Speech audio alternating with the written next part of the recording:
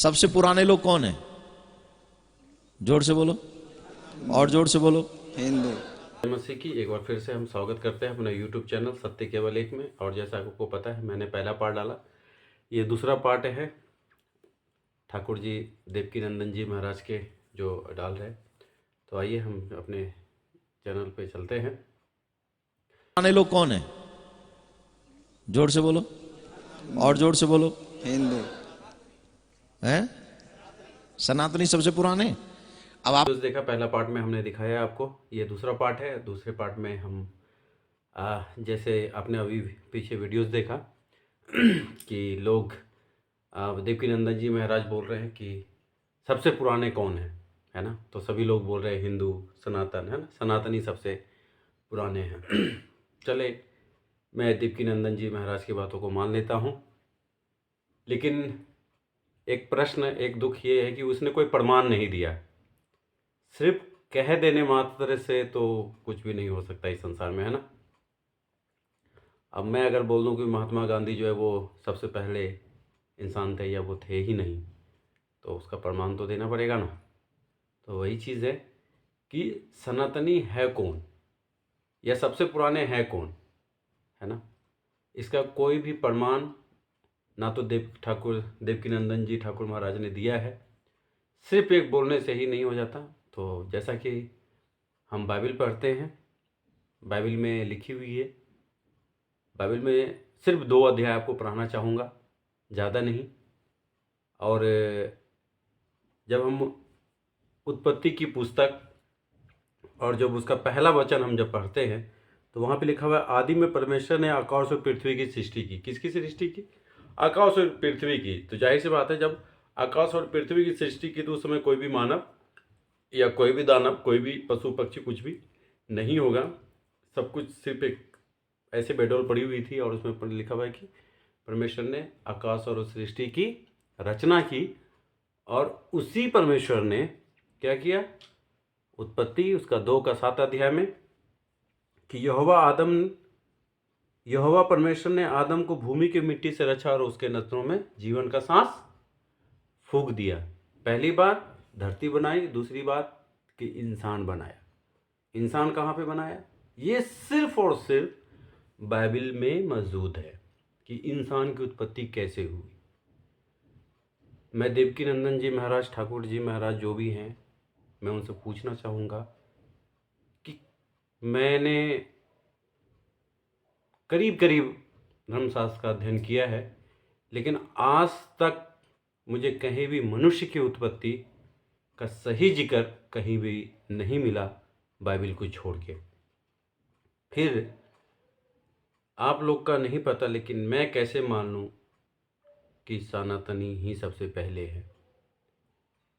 मैं फिर कहता हूँ कि बाइबल को जानने के लिए आपको बाइबल को समझना पड़ेगा। बाइबल 2 अध्याय में विभक्त है, पुराना नियम और नया नियम। अगर उर्दू में बोले तो पहला अहदनामा और दूसरा अहदनामा। इन दिनों को आपको समझना पड़ेगा, तभी आप बाइबल को समझ सकेंगे या ईसाइयत को समझ सकेंगे। यीशु मसीह बाइबल से कोसों दूर है, उतना ही जितना कि आप समझ सकते हैं। अगर मैं एक उदाहरण के लिए अगर बोलूं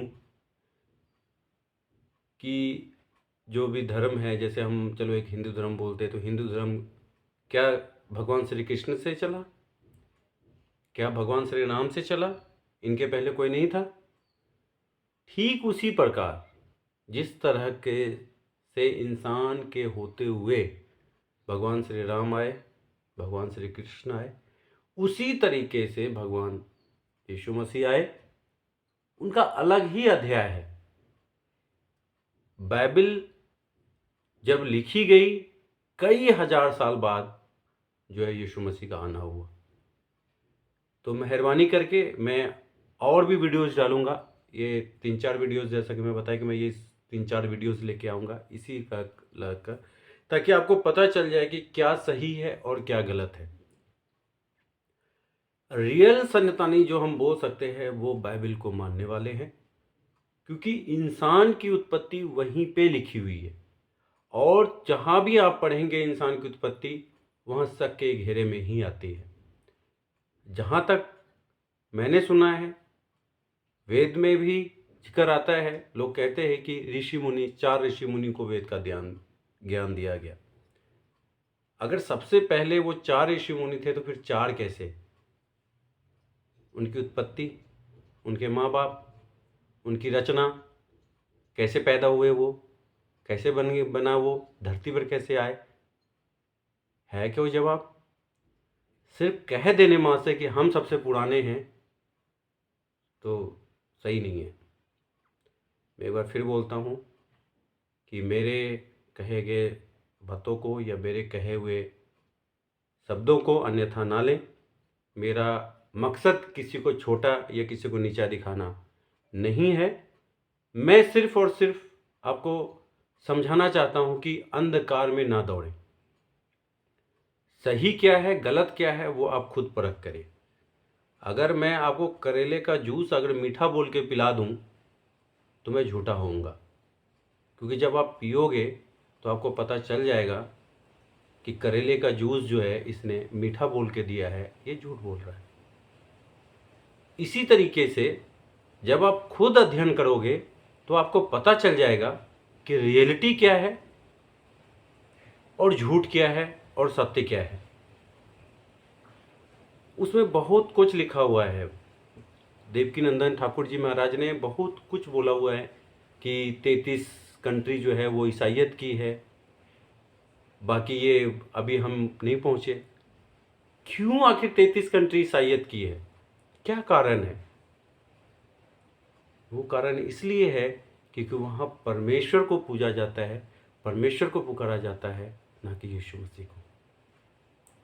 आप यीशु मसीह को जानने से पहले परमेश्वर को जान लो। जब परमेश्वर को जानोगे तब यीशु मसीह को जानने की बारी आएगी कि रियलिटी में यीशु मसीह कौन है। फिर आपको यीशु मसीह का महत्व समझ आएगा।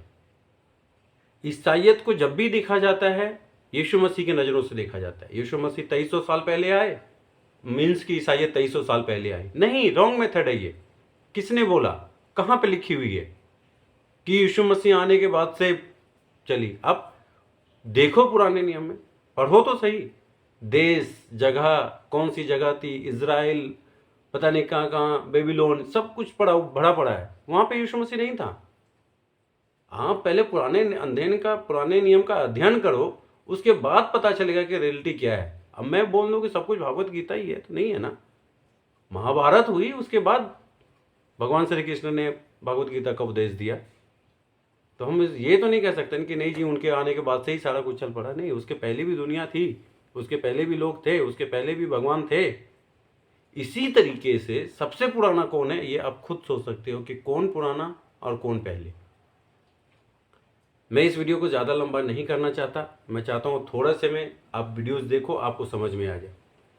नेक्स्ट वीडियो में मैं आपको बताना चाहूँगा, वहाँ पे एक जगह लिखा हुआ है, देवकीनंदन जी महाराज ने कहा है कि तुम तीर और धनुष अगर उठा लो तो मैं अपना सिर झुकाने के लिए तैयार हूँ। तीर और धनुष का भी जिक्र बाइबल में है, वो मैं अपने तीसरे पार्ट में बताऊँगा। हमारे वीडियोज़ के साथ आप बने रहें, लगे रहें। और मैं कहता हूं सवाल करें, जवाब करें, ताकि मुझे जवाब देने में आपको आसानी हो, मैं आपको अच्छी तरीके से समझा सकूं। मैं जब वीडियोस देखता हूं मुझे पता चलता है, तब मैं आपको वीडियोस बना के लाता हूं। मैं चाहता हूं आप आगे से सवाल पूछ लें ताकि मुझे जवाब देने में आसानी हो। तो सबको जय मसीह की। हमारे वीडियोज़ को लाइक करें, सब्सक्राइब करें और आगे बढ़ाएं। ये पैसा कमाने के लिए नहीं, मुझे मेरे परमात्मा ने, मुझे मेरे यीशु मसीह ने बहुत दिया हुआ है। उनकी आशीषों की कमी नहीं है। मैं चाहता हूँ सिर्फ और सिर्फ ज्ञान के लिए इस चैनल को आप आगे बढ़ाएं, लोगों के पास शेयर करें, आगे तक पहुँचाएं, ताकि उनको सिर्फ ज्ञान आ सके। आगे भी हम ऐसे चलते रहेंगे। तब तक के लिए सबको जय मसीह की। Thank you.